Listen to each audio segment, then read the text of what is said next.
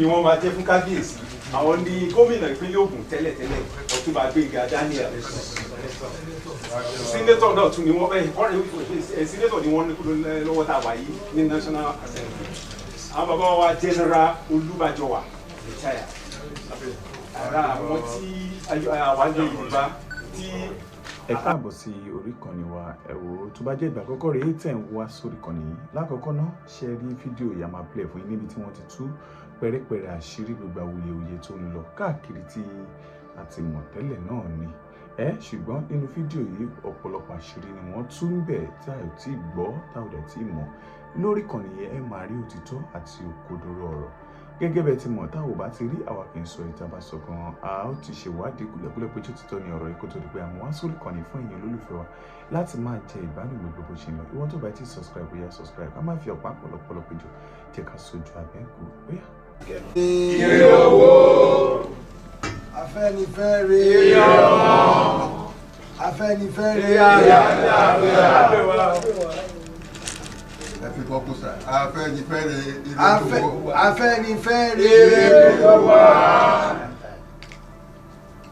mo kí gbogbo ènìyàn àgbàgbà lè káàárọ̀ látòrí bàbá Fáṣọ̀rántì tí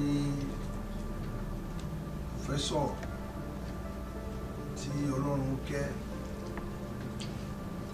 pẹ̀lú Sàgbàdéwé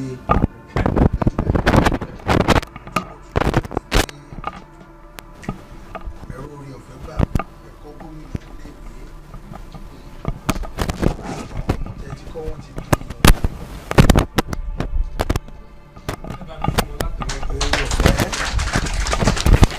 àánú àti ìbùkún òjò báyìí náà lọ àtẹ́wọ́ tẹ́ pààyàn àtẹ́wọ́ gbogbo ara yín ni ẹ bá mi pàtẹ́wọ́ tí wọ́n báyìí sí.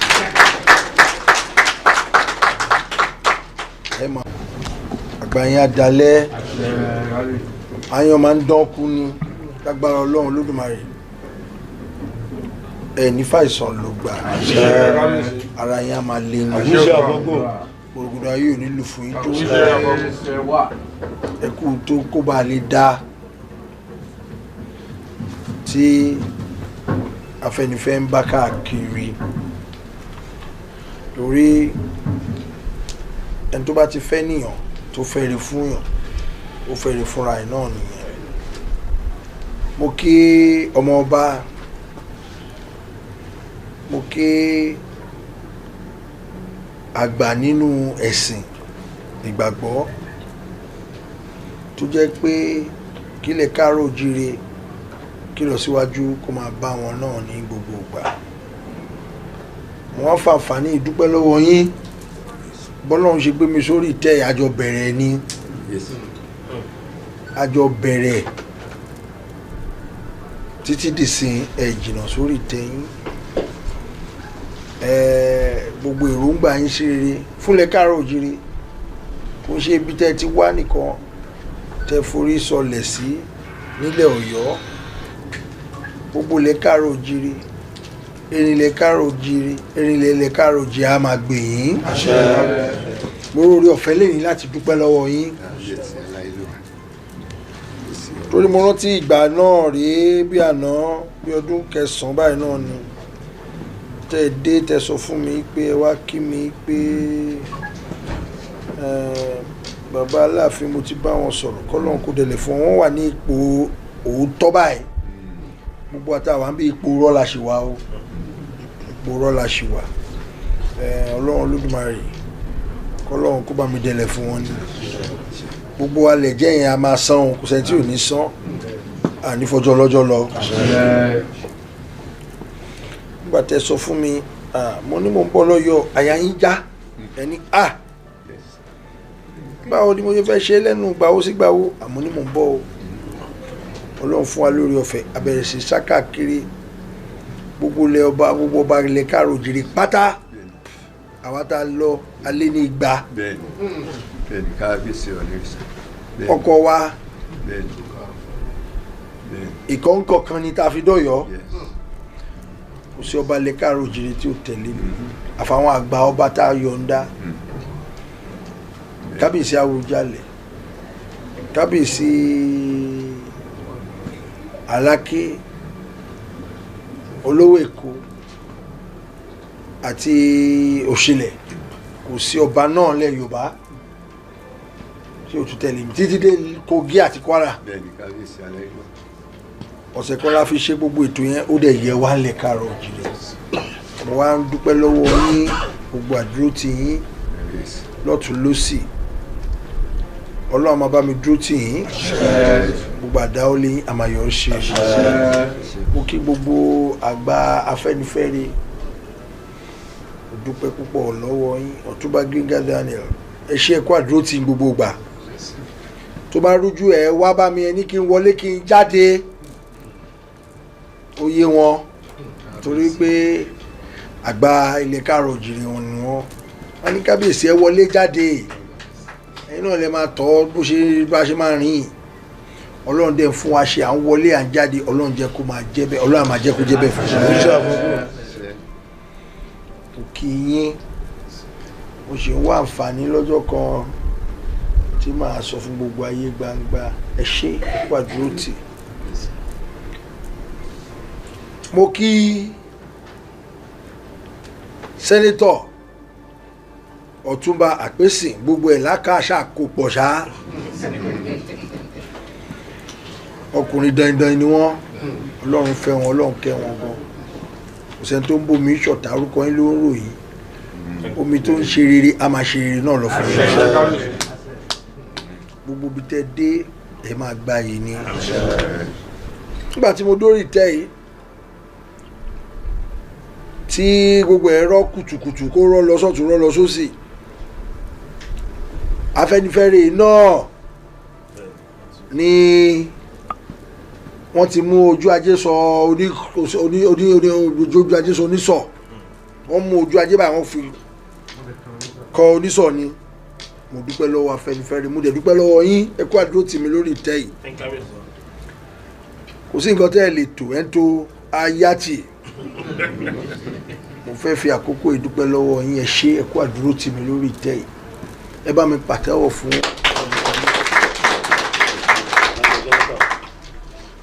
ọba gúnmọ́kí yín mi ò gbàgbé yín o mo rántí ipa tẹ́ kó nígbà tí gbogbo ẹ̀ fẹ́ dojúrú ó le púpọ̀ mo dúpẹ́ pé ààrẹ orílẹ̀-èdè wa náà àwọn náà ò gbàgbé wọ́n gbàgbé ìgbà yẹn ó fi púpọ̀ ẹ pè mí ẹ̀yin àtàwọn ọmọ onílé méjì láti Ẹ̀fọn Alààyè àti Yọ̀míláyínká ìgbà kan máa wà kò ní sáyè ọ̀rọ̀ máa wà ìgbà kan máa wà ọ̀rọ̀ máa wà kò ní sáyè ìgbà kan máa wà ayé máa wà kò ní sọ̀rọ̀ ṣùgbọ́n èní ọ̀rọ̀ wà ayé wà.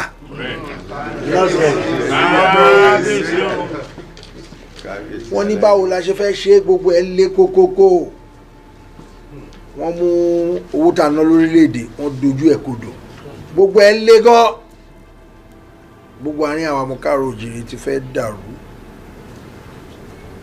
ó pọ̀ gan o ṣùgbọ́n a dúpẹ́ lọ́wọ́ Ọlọ́run pé ẹ jẹ́ àṣepàdé kápẹ́pàdé ká wà lójú kan ká tọ̀ sójú kan a lè ṣe ẹ dẹ̀ bẹ̀rẹ̀ ìrìn àjò yẹn a dẹ̀ bẹ̀rẹ̀ ìrìn àjò náà báwo la ṣe fẹ́ ṣe àwọn èèyàn máa rówó náà wọn máa rówó repo sókọ̀ wọ́n ti yí owó padà àti ẹ̀mọ́gbẹ́ òtẹ́ èyí tán yí padà sí gan kò lọ dáadáa ṣùgbọ́n mo fẹ́ dúpẹ́ lọ́wọ́ yín lè ní ẹ dúró bí ọmọ ogun ààrẹ tó wà lórílẹ̀‐èdè tó jọra rẹ wá yìí gbogbo wa ẹnu gbogbo ọba kò ṣẹlẹ̀ rí ó ti pẹ́ tó ti ṣẹlẹ̀ ńlẹ̀ Káàárọ̀ Oòjíire ẹnu wa akóra wa àwọn ọgbọ́n dá sí gbogbo wa la dọ́gbọ́n sí akóra wa lọ sí Ìbàdàn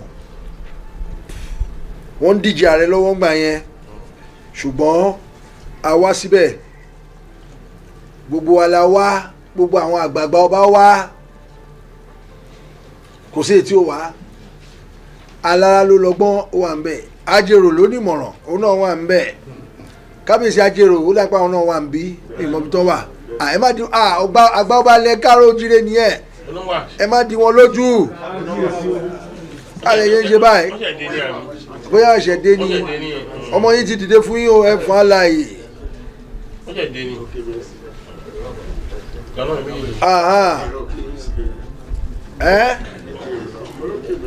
Àtẹ̀fún àtòkè mẹ́sí gbogbo ẹ̀nà kó pọ̀ bí wọ́n yẹ má pè wọ́n nìyẹn mo mọ ìbílẹ̀ tó sọ bí tó ti wá fún ẹ mọ ibi náà máa ń gbà kọjá tó máa ń lọ lé. Mo dúpẹ́ lọ́wọ́ gbogbo yín ìsàlẹ̀ mẹ̀sí òkè mẹ̀sí àárín mẹ̀sí ẹ̀fọn àlàyé mo lẹ̀ ń lọ́mọ yẹn gbogbo ẹ̀ mo máa ń kó pẹ̀rẹ̀ ló wọn mo mọ ọmọlúàbí nǹkan tó ń já Afenifere ojú bẹ́ẹ̀ náà lọ òun náà ti ṣàpèjúwe yìí mo kí gbogbo yín ẹ dúró bí ọmọ ogun bí professor náà dẹ̀ ṣe sọ pé 1951 wọ́n wá gbàṣẹ ń bí mo bá nínú ìwé nígbà tó máa bẹ̀rẹ̀ ẹgbẹ́ ọmọ Odùduwà àwọn bàbá yẹn wọ́n rí ọ̀la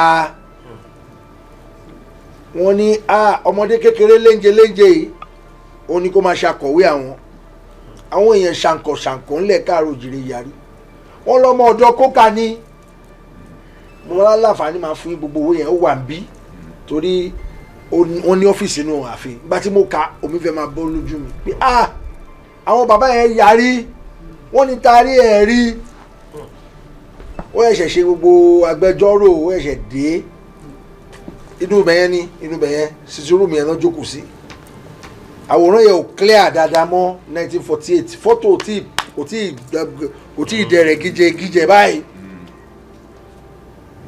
àwọn kókà jókòó àwọn èèyàn lórúkọ ńláńlá mo rí bẹ́ẹ̀ àwọn agbọ́nmágbẹ àwọn Yínká Bamakọ́lì tọ́lọ́jọ́ ẹni ẹgbẹ́ àkùkọ pẹ̀lú Zikwe ìbínú tí wọ́n bínú nìyẹn tí wọ́n fi kóra wọn kúrò pé rárá ta ni bàbá ẹ̀ ó ti sọmọ ọ̀dọ̀ rí àwọn àgbààgbà ẹni rárá o òun ló máa ṣe akọ̀wé ẹgbẹ́ ọmọ Oòduà ibi tó ti bẹ̀rẹ̀ nìyẹn o tó dẹ̀ di wípé ó di wọ́n gbé tí ó yí sí action group tó yí sí Afẹ́nifẹ́re ibi tó sì ń yí bọ̀ nìyẹn ó yí tó ń yí ó gbọ́ ẹ̀ wọ́n kọ́lẹ̀ wọ́n ní secretary wọ́n kọ́lẹ̀ Awólọ́wọ̀ lọ́fíìsì inú ààfin àti ní Ife studies ní ìsìn gbogbo ẹ̀ àwọn tó ti gbó à ń tún lẹ̀ díẹ̀díẹ̀ àwọn tó ti àwọn abàyè máa kí tí kò tó máa hàn dáadáa ọgbọ́n lára ń ṣe ẹ̀ ṣe gbogbo ẹ̀ là ń ṣe. Àpèjúwe àwa ọmọ káàárọ̀ òjíire nìyẹn mo dúpẹ́ lọ́wọ́ gbogbo yín ẹ kú àdúrótì general mo ń bọ̀ lọ́dọ̀ yín o bájọ wà bàbá yóò fi mí lẹ̀ lórí tẹ́ yìí tí ìgbín bá fa ìkara wọn á tẹ̀lé bóyá èmi nìgbín ni bóyá àwọn nìkara wọn mi ti ẹ̀mọ̀ yàtọ̀ ní méjèèjì aṣáájọ ń yí pọ̀ bó ṣe dàgbà tó yìí àgbáyé adalẹ́ o wọ́n kúrò báyìí wọ́n ní àwọn fẹ́ wá bá mi jẹ lunch kò dídọ́lọ́ kérò wà ń bí ìtẹ́ àwọn rèé wọ́n kúrò níkàlẹ̀ ó di gbirigbiri ó di gbè ìgbà míì tó ń bá rí mi lórí aago àwọn bọ̀ ń bí ṣá ilé àwọn rèé bàbá ẹ ti ń wá èmi náà máa wá sí kalẹ̀ wọ́n ní rárá kò tí tó àsìkò kò tó àsìkò máa tí wọ́n ìgbà tí mo wá kalẹ̀ ijó àti ìlú náà fi wá pàdé mi mo dúpẹ́ lọ́wọ́ yín general Abájọwà ẹ bá mi pàtẹ́ fún general ara yẹn máa jí pépé ni mo dúpẹ́ lọ́wọ́ yín ẹ kú ìfọmọnìyàn ṣe ẹ kú ìfàgbà ṣe mo kí gbogbo yín lọ́tún lósì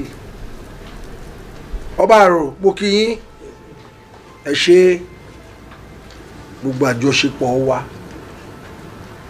Ọlọ́run Olódùmarè a máa bá mi dúpẹ́ lọ́wọ́ yín torí àkókò gbogbo yín náà ni mo rántí akọ̀wé Ondo State amọ́ra dáadáa gbogbo yín mo dúpẹ́ lọ́wọ́ yín o ẹ ṣé pàápàá jùlọ ẹ kú àdúró ti ààrẹ orílẹ̀-èdè wa ẹ kú àdúró ti ààrẹ orílẹ̀-èdè wa kọ́lọ́run tó gbé wọn débẹ̀ lẹ ti ń dúró tì wọ́n wọn dẹ̀ gbàgbé wọn mọ́ lóore mo dẹ̀ mọ̀ pé tún ti lọ kí wọn láìpẹ́ yìí ní ìlú Àbújá olú ìlú wa gbogbo ìgbà lọ́mọ máa dúpẹ́ ẹ má jẹ́ àfàdúrà sílẹ̀ ká máa gbà á kí gbogbo nǹkan tó le kọ́lọ́n kó bá wa mú kó rọ̀ dáadáa kí Ọlọ́run kó dá ìgbà kó dá padà ẹ̀yin àgbààgbà ilẹ̀ káàárọ̀ oòjíire ẹ̀yin àgbààgbà Afẹ́nifẹ́re ojú ò mà ní tiwa ojú ò ní tiwa ojú ò ní tiwa àtúbọ̀ tún ṣòkòtò wa ṣán sí ni torí pé Ọlọ́run Olódùmarè ló gbé wa ló kà wá yẹ ló gbé wa ga tẹ́ ẹ tún dìde pẹ́fẹ́ wá kí mi ní tí mo ṣe lórí ìtẹ́ tó jẹ́ pé tẹ́ láéláé wọ́n dí ọjọ́ fún Ọọ̀ni lórí ìtẹ́ yìí ó wà nínú ọsẹ fá Ọlọ́run Olódùmarè ló kẹ́ Ọọ̀ni Ọ̀jájá ẹlẹ́ẹ̀kejì ó yàtọ̀ sí Ọọ̀ni Ifẹ̀ ọ̀tọ̀ ni o kò yé àwọn èèyàn ṣùgbọ́n mo lórí ọ̀fẹ́ láti jókòó sórí ìtẹ́ Ọọ̀ni Ifẹ̀ Ọọ̀ni Ọ̀jájá ẹlẹ́ẹ̀kejì jókòó sórí ìtẹ́ Ọọ̀ni Ifẹ̀ ìtẹ́ Ọọ̀ni Ifẹ̀ ó ti lọ ẹgbẹgbẹ̀rún lọ́nà ẹgbẹgbẹ̀rún ọdún Ifẹ̀ mẹ́ta ló ti wà ipò Ọlọ́fin ti wà Àjàláyé Olúayé Ọlọ́fin Àdìmúlà oríṣiríṣi orúkọ ló ti jẹ́ kó tó di Ọọ̀ni òrìṣà tó náwó sáwọn gbogbo ẹbọra mo kí gbogbo yín ẹ ṣé púpọ̀ àròlé Oòduà ẹ̀yin oníwèé ìròyìn ẹ ṣé náà o ẹ kú àdúrótì lọ́tún lósì nǹkan dáadáa tí Afẹ́nifẹ́re ń ṣe nǹkan dáadáa tí ìjọba ń ṣe tí ààrẹ orílẹ̀-èdè wa ṣe olùdarí wa bàbá àkọ́kọ́ nílẹ̀ Nàìjíríà ní orílẹ̀-èdè Nàìjíríà ẹ̀yin náà gbé síta kì í ṣe gbogbo nǹkan tó jẹ́ pé kùdìẹ̀ káàtó kùdìẹ̀ náà lè máa fẹ̀ lójú fẹ̀ nímú ẹ jẹ́ kí a fẹ́nu àpèmọ́ra là ń pè tèmi dire mo rọ gbogbo yín Ọlọ́run á máa bá mi lọ́ra ẹ̀mí ẹ ṣe kú àdúró tì ẹ bá mi kí bàbá Fáṣọ̀rántì fèmí náà yọjú sí wọn l'Ákúrẹ́ màá yọjú sí wọn màá wá bẹ̀ wọ́n wò lákòótọ́ mo fẹ́ rọ̀ yín ẹ jọ̀ọ́ ẹ má jẹ́ ká fi ààrẹ orílẹ̀-èdè wa sílẹ̀ Ọlọ́run ló fi ààrẹ kẹ́ wa tí lèmọ́mù bá lọ bókè òkè á bá lèmọ́mù bẹ́ẹ̀ ṣe ń yọjú sí wọn lẹ́ẹ̀kọ̀ọ̀kan yẹn ẹ tún lọ ẹ yọjú sí wọn ẹni téèyàn bá jarun pálù lèèyàn máa ń rí ẹ má máa wò wọn lókèèrè ó lè le láti rí wọn ẹ máa gbìyànjú lọ ọ̀rọ̀ ìṣítí ọ̀rọ̀ ìyànjú ká má jẹ́ kí tí wọ́n di sí gbogbo nǹkan dáadáa tó yẹ kán ṣe pòfẹ́sọ̀ a máa yẹ yín o a máa yẹ yín kò ní yẹ̀ sílẹ̀ àgbà ní nínú gbogbo ètò yìí àgbà yín á dalẹ̀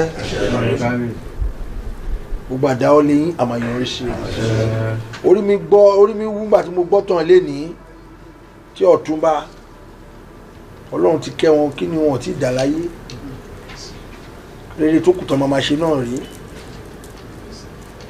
wọ́n ti bí sun wọ́n bí wàlẹ̀ wọ́n ti jẹ gómìnà wọ́n ti jẹ sẹ́nítọ̀ wọ́n ti jọ lórí iléeṣẹ́ wọ́n ti ní gbogbo ẹ̀ lọ́nà ti kẹ́ wọn eléyìí ló kù àti kí wọ́n forúkọ rẹ̀ lélẹ̀ àti gbogbo yín náà ọmọọba làwọn náà àfihàn bá wọn bí wọn sí tó máa sọ̀rọ̀ ọ̀tàn lè káàárọ̀ oòjíire kí ló kù tá a mọ̀ ẹ jẹ́ kí gbogbo wa ṣe dáadáa àti bẹ́ẹ̀ bẹ́ẹ̀ lọ fún gbogbo yín sẹ́nitọ̀ Omiṣore ètò bàbá kí làwọn ò lè tò orí ọ̀fẹ́ lọ́lọ́run fún wọn wọ́n mú kan wọ́n sọ dé èjì dẹ́ta wọ́n mú gbogbo ẹ̀ wọ́n yí wọn báyìí gbogbo àtẹ̀dúró wẹ́gẹ́ ẹyẹ tí wọ́n jọ engineering lọ ilé ìjọ engineering lọ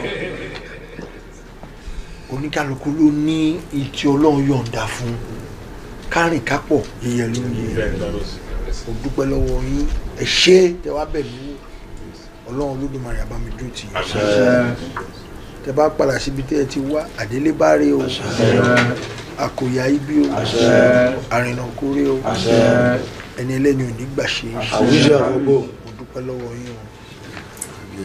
All the media houses, on behalf of the entire world, I want to thank profusely all the members of Afenifere for finding a very solid faith to come out of their busy schedule to honor me on this sacred throne, the throne that belongs to all of us. The throne that has actually played a very solid impact in nation building, the throne that actually produced the first black premier in the entire continent of Africa, and ever since that actually came to being, it has never been. Because of the throne, Nigeria changed everything that has to do with the structure of the country to a republic. Nigeria became a republic by virtue of this throne, so that the country will stand on its own on 100% and will continue to have a sovereignty because of this throne in 1963. The way the entire contingent of Afenifere came and told the story of the struggle in 1951 about our independence, a whole lot of political parties have actually sprung up from this throne, all the way from a social gathering of elders called Egbe Omo Oduduwa, which dovetailed to Action Group, eventually dovetailed to Nigerian United Party of Nigeria, UPN, and so on and so forth. And also so many political parties that have actually came out of Afenifere. We know the struggle of Afenifere during MKO Abiola's struggle. We know the unity Afenifere worked on for our current president, President Bola Ahmed Tinubu, very solidly during one of the challenging moments of this country. Everybody was very powerless. We couldn't do a lot of things during the Naira denomination and the scrap of some certain level of that currency. But Afenifere members stood solidly behind unity, and it worked.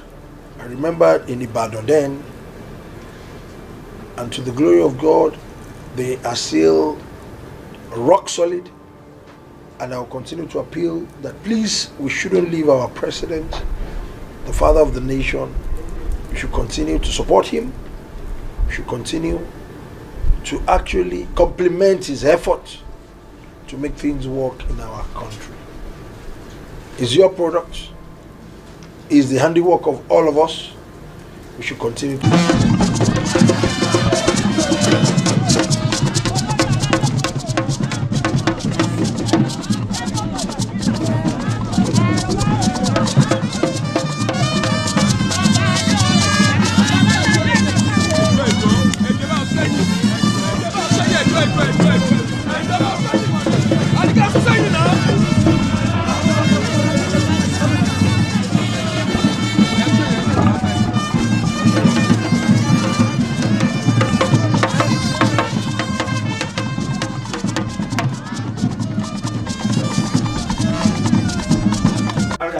àwa tí àwa Yorùbá ara àwọn tí àgbájọlá ìṣọ̀kan àtòmìnira ní ẹ̀jẹ̀ ká máa lépa. Ojúlé pé àwa náà tó bá ní ọlọ́mọ ogun àbẹ́ẹ̀ lọ́mọ ogun ara àwọn bàbá wa bájọ wà báyìí náà ni à ń wò pẹ̀lú Ọlọ́run ọba Elédùmarè ẹni tó jókòó tì wọ́n àwọn náà ni bàbá wa láti Kaba ọba Solomon Owoniyi Obaro of Kaba. Ẹni tí ó wà pẹ̀lú tó jókòó tì wọ́n ọ̀nà náà ni ọ̀kọ̀wé kan wúrà Dáre bàbá rẹ̀ sá. Ká ṣiṣẹ́ ká tẹ̀síwájú kọ́kọ́ ire àtòhun tó dára ọmọ Oòduà dìde bọ́ sípò ẹ̀tọ́ rẹ ìwọ ni ìmọ́lẹ̀ gbogbo adúláwọ̀. Afenifere, Afenifere, Afenifere. Traditional ruler in Yorubaland, sitting on the most ancient throne. We salute you as the Arole Oodua, the physical and visible symbol of the progenitor of the Yoruba people. You ascended the throne as a young man. We pray to God that He will grant you long life. Amen. So that you can serve our people with the wisdom and sagacity that your assignment requires to a very ripe old age. Amen. As the royal father of our race, you know that the house of Oduduwa is central to the aspirations and well-being of the Yoruba people. That was why, when leaders of the Yoruba people were taking the definite steps to rid our land of British rule, they came to Ile-Ife to receive blessings and validation. That visit of our leaders to this very palace in 1951 is the origin of Afenifere that we still have today. The blessings our leaders received here is still potent and valid till today. It will remain so for centuries to come. Therefore, it is right and proper that we come home to celebrate with our royal father, the Ooni of Ife, to renew the bond of old and to confirm that Afenifere remains faithful to its original tenets. We make bold to say that Ile-Ife, the cradle of Yoruba civilization, is the home of Afenifere. As your Imperial Majesty may be aware, we have taken steps early this year to strengthen Afenifere so that it can better serve the interests of the Yoruba people and Nigeria. This was what led to the creation of the Elders' Council after we abolished the old post of acting leader and deputy leader. This decision has re-energized the organization to achieve better results and serve our people. Kabiyesi, thank you greatly for preserving and promoting the culture and tradition of our ancestors. We appreciate your role in promoting and upholding the dignity of the overship system bequeathed to us by our illustrious ancestors. As we mark your 58th year on earth, we can only say that your reign has just begun. Amen. May God grant you the special privilege to surpass your great forebears in serving our people. We would like to assure your Imperial Majesty that Afenifere remains committed to the old ideals of democracy, the rule of law, and the creation of an egalitarian society. We are conscious of the challenging times our citizens are passing through, and we appreciate and support the efforts of your son, President Bola Ahmed Tinubu, in addressing these challenges. We commend the National Assembly for passing the bill on the Southwest Development Commission, SWDC.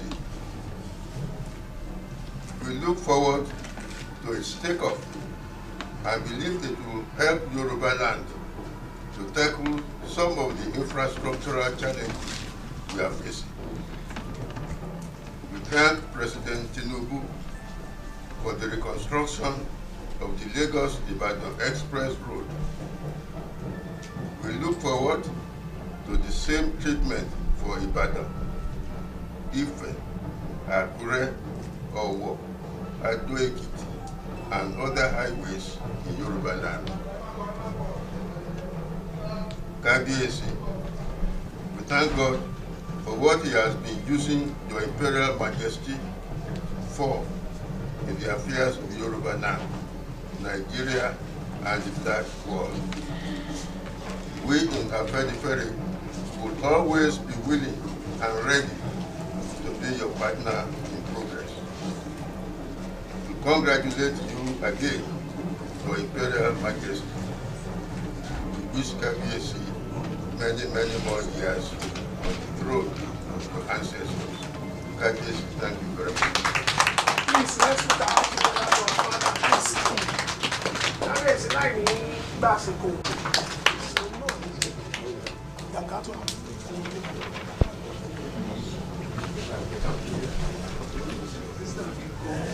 Your Imperial Majesty, sir, Ọba Adeyeye, Enitan, Ogunwusi, Arole Oòduà, Ọlọ́fin Àdìmúlà, Ọ̀jájá the second.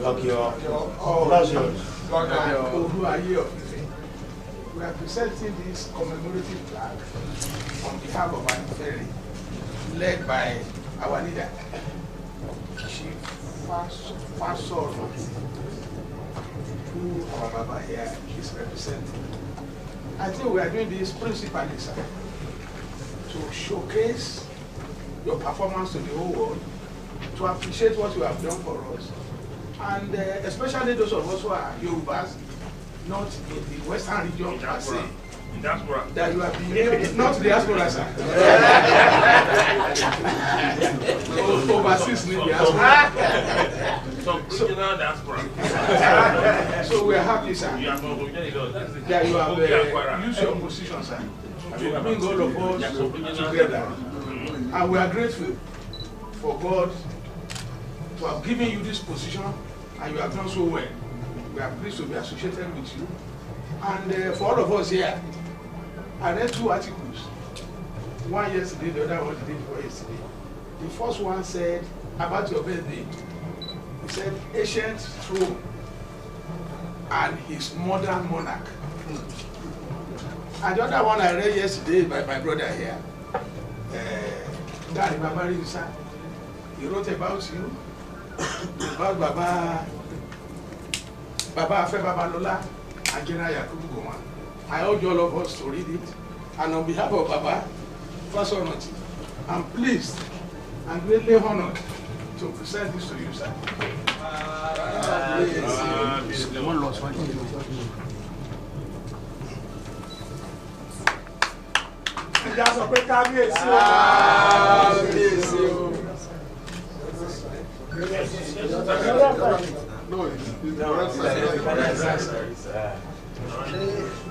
ọ̀pọ̀ fani ni màmá dáfà ní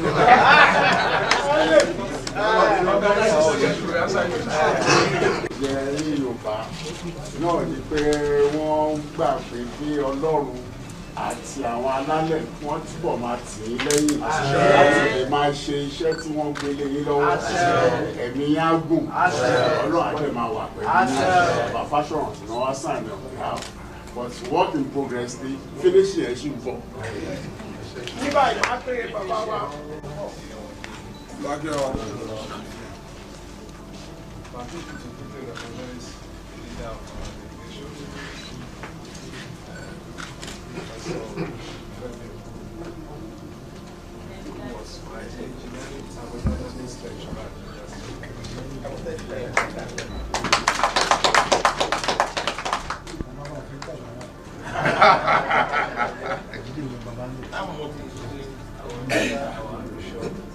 Excellency, Royal Highnesses, I want to thank all of you for making time to come and honor Majesty. As my family be aware, I will be wearing 2 caps here. I'm my last boy because I was honored over 30 years ago in this palace. And I've been Afenifere is my vision by God. So I know a little bit about this great organization. And for this great town, the source, as our leader clearly said, the story of Afenifere, and as God will have it, to the extent of our own awareness, all the odds that we grew up to know, from Baba Adeyeye, the last Baba Shigadi, have been active supporters of Afenifere. I also happen to know that there is hardly anything that Afenifere will want to do without deference to. Especially in critical moments. Exactly. That's what. Talking about critical moments, I remember that at a point in time, when it appears to be that we have some kind of division within the system, and that was what led to YUF, Yoruba Unity Forum, which was put together to galvanize everybody, albeit led by Afenifere. And on that occasion, I remember well, Mama Wolowo and Onishigage were more or less alternative chair to this Kennedy meetings. That is the importance that we attach to this palace. So therefore, sir, we are here to continue to pledge our loyalty. You have your Imperial Majesty. There's a lot of work that God has naturally put without any doubt that you still have to do. The unity of our race is still work in progress. And you can see Kabesi from Kaba. What he wasn't able to say openly is that they consider themselves to be ostracized and oppressed because we have not been able to fully supported them, accommodate them, and give them their right of place. Kabesi, there is still a lot of work to do. But as you rightly said when you saw me today, the creation of the Southwest Development Commission is clearly a step in the right direction. And I just want to appeal to all of us to continue to support President Bola Ahmed Tinubu. Without any doubt, it's very, very clear that a lot of work has to be done in this country, and a lot of things have not been done right. He has come with determination, typical Yoruba valor, to confront the challenges, which has also led to some of the drawbacks that we have. Kabesi and all of us agree that we do have a lot of work to do. So continue to support him, because whether we like it or not, he's one of us. And the Oduduwa blood flows in his veins. So once again, Odubelo Ogunwusi, Patapata, Fuino, Ubata, and Olubayo, and Adeyeye. Thank you for Kabesi.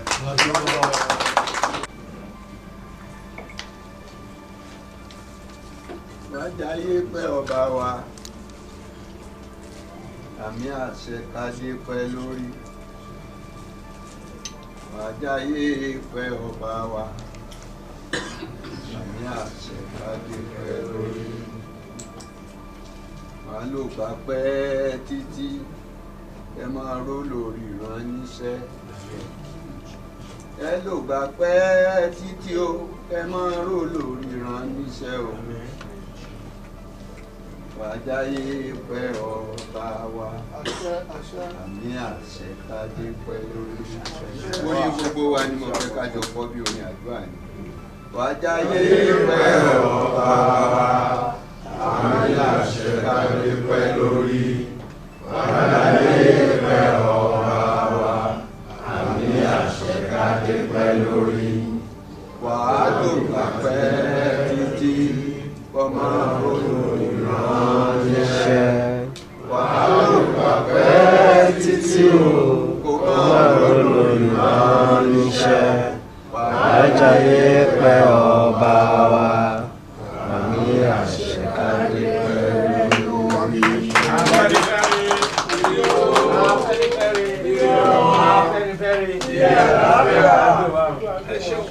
Níbi tí adé ìmárùn gbogbo akájọ ká dá.